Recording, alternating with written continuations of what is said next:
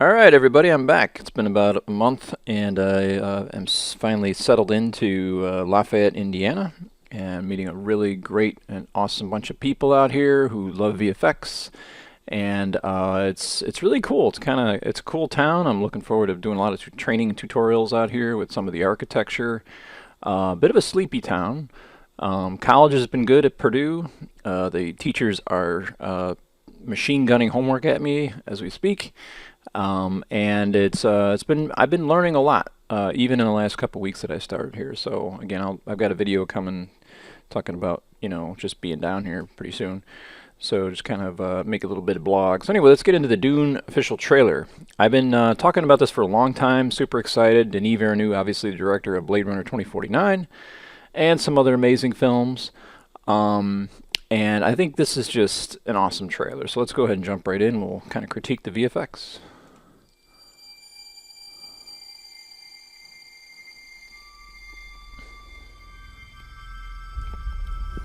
There's something happening to me.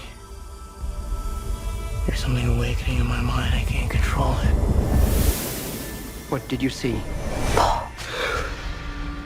There's a crusade coming.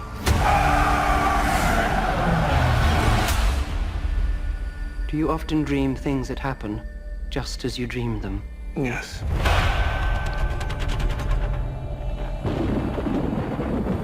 The test is simple.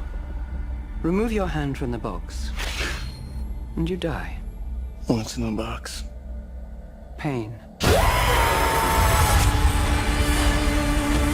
You inherit too much power. You have proven you can rule yourself.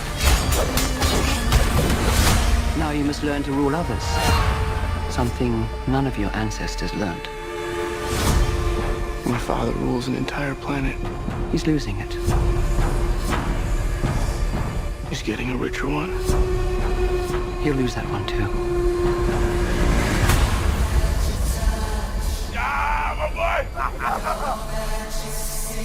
Arrakis is a death trap. I'll kill them. This is an extermination. They're picking my family off one by one. Let's fight like demons. An animal caught in a trap will gnaw off its own leg to escape. What will you do? I know you.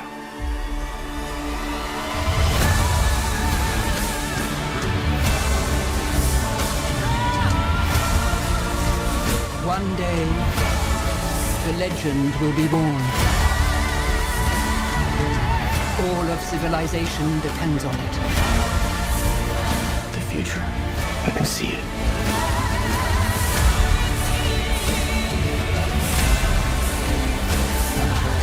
I must not fear.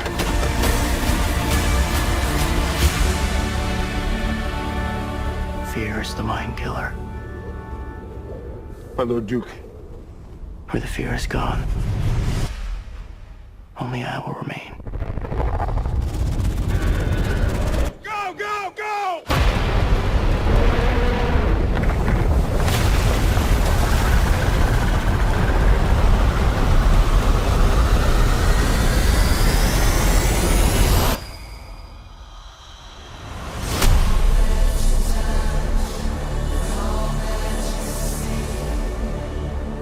Alright, so we're going to go through the trailer and take a look at some of the VFX shots. One thing I love about this trailer is it's all story. There is no heavy VFX, eye-popping VFX. I mean, there is, but it's really more about the characters in the story. The concentration is a very minimalistic setup where we got these shallow depth of field shots of actors, and we're more worried about them as their story arcs and their character arcs and all that, and just great storytelling. This is what we need to return to. I think, I haven't seen Tenet yet, but everybody talks about it and they're like, oh, it's so confusing, I gotta see it again. It's like, I don't want to see a confusing movie, I want to see a good story. So if Tenet's good, so be it. I just think we only have one really great film director left, and I think it's Denis Villeneuve, because he's made Blade Runner. He's made some amazing films. There is definitely such an eye and artistry in this, what this guy does. It's not seen in many of these filmmakers today. Again, a lot of the VFX were being done by Double Negative, who of course do an incredible job. I think this shot looks absolutely amazing. Again, a shallow depth of field. We're concentrating on the actors, not the visual effects.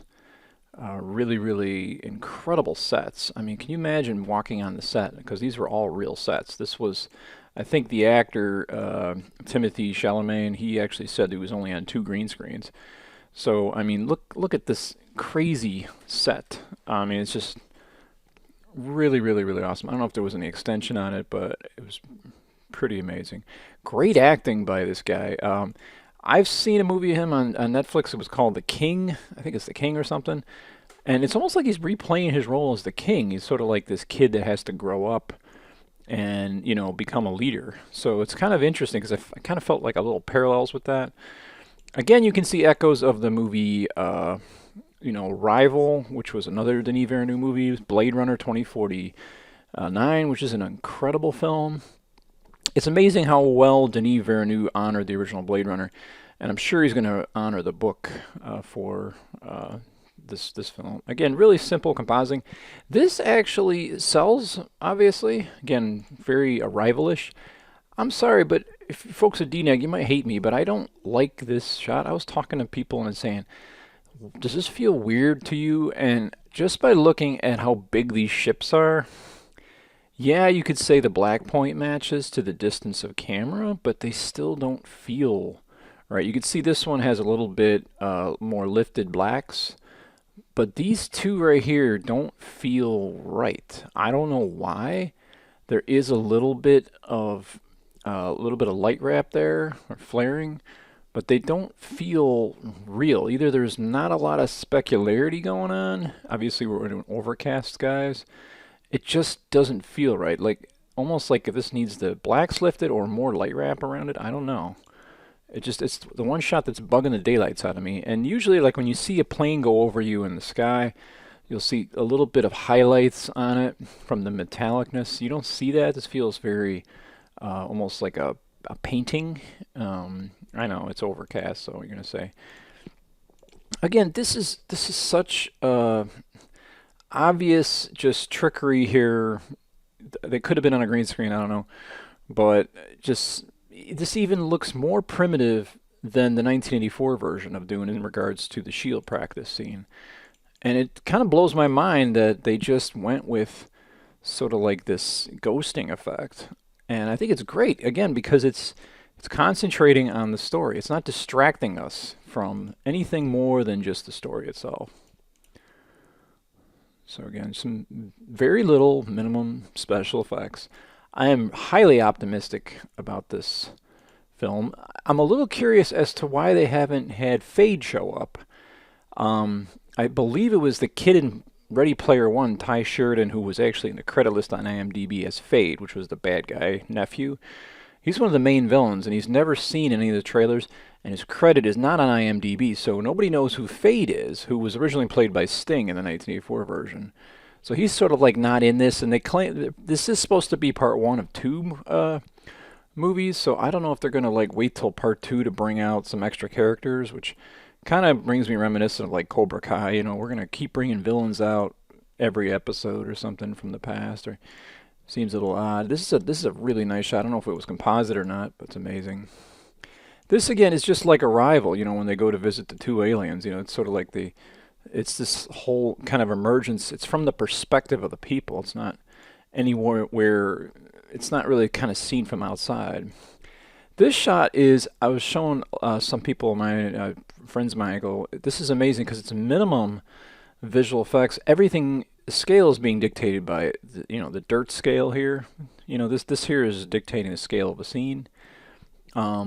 Just absolute minimum. Some people are saying these look like the sandcrawlers from Star Wars. What are you going to do?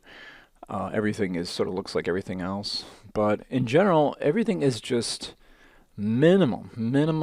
It's just, it still tells me it's going to be story.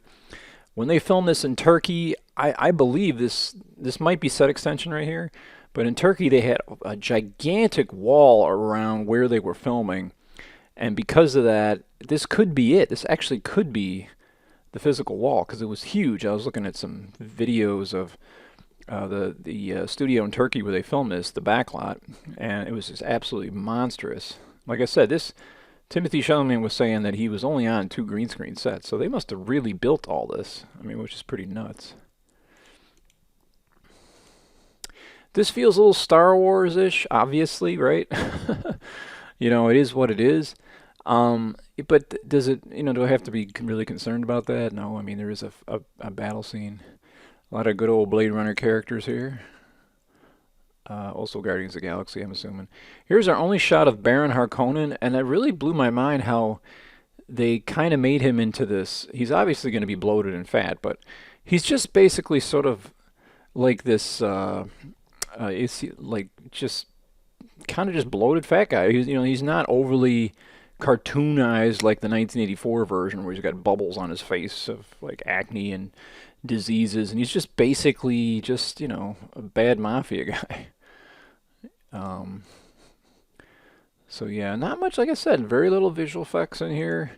I probably would guarantee this guy was probably on wires and they brought him down. This probably is no green screen work. Obviously it looks like he's on wires. And then of course we got this Jason Momoa guy. What's funny is people that I know that, you know, that are like the, you know, 18 to 25-year-olds, they're flocking to this movie for one reason, for him. So I think they definitely did a smart choice in, you know, putting him in the movie to kind of get young kids to come and see this movie, because this is mostly for Gen Xers, in my opinion. The trailer music is, I think, from Pink Floyd, and it's an ode to the Aronofsky Dune that never got made because he wanted to actually do the soundtrack by Pink Floyd. So they're doing a little bit of an homage kind of like nod here, which kind of scares me, because when you start doing that stuff, you start appeasing your audience as opposed to making it your own. So hopefully Denis Villeneuve is not being pressured to compromise, which according from what I can tell, you know, it is what it is. This feels a little bit Blade Runner-esque. Some nice, really nice lens flares here.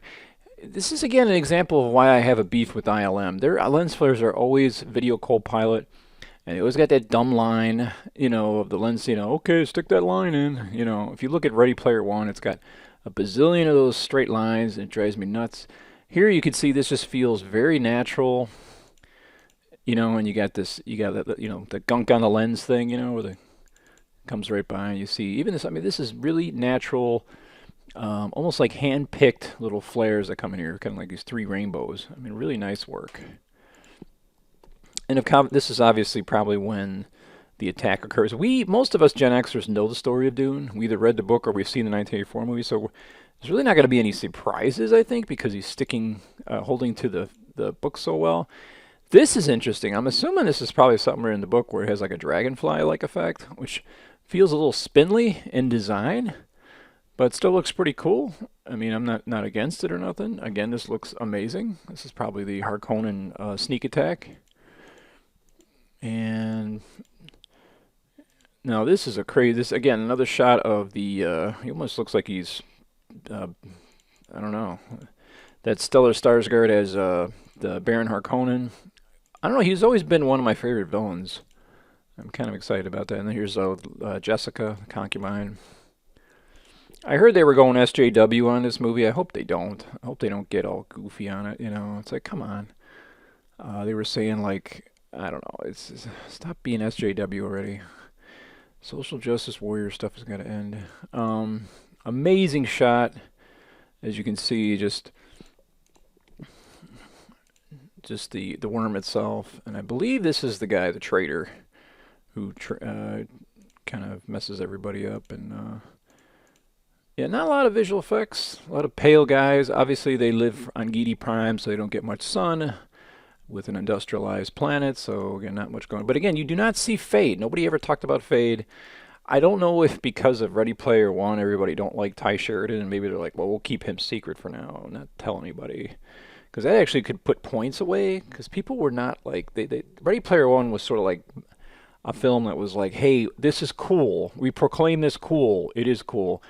things are not cool unless the audience in general overall says it's cool. So don't tell me you're cool before I decide you're cool, or as the general audience decides to be cool. And so far, Dune is looking cool without telling us it's cool, you know. So anyway, some really cool visual effects, some beautiful images, and I believe this is anamorphic. I could be wrong. This feels anamorphic. It's not shot by the DP of Blade Runner, who loves spherical lenses.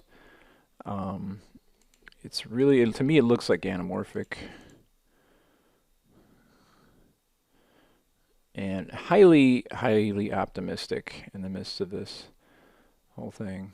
And it just feels like a really great good versus evil movie. And I think this guy's going to do a great job.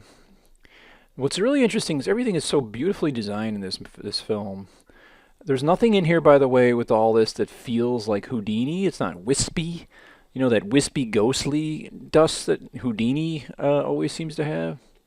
And again, this is supposed to both look like the mouth of the worm, but also an eyeball. Again, you could see the eyeball design, and that is absolutely spectacular, the way that they're designing this, even with the Dune logo being one arc that's been rotated, 90 degrees. So, super excited about the trailer. Who knows when this movie's coming out? I have no idea. It's supposed to come out in December. Honestly, it'd be nice if they just put this on streaming and we can just download it and watch it and pay $30. I would pay $30 to see this at home. But with that said, I will see you guys later. I hope you enjoyed the preview, and hopefully I'll be posting more stuff soon. Bye.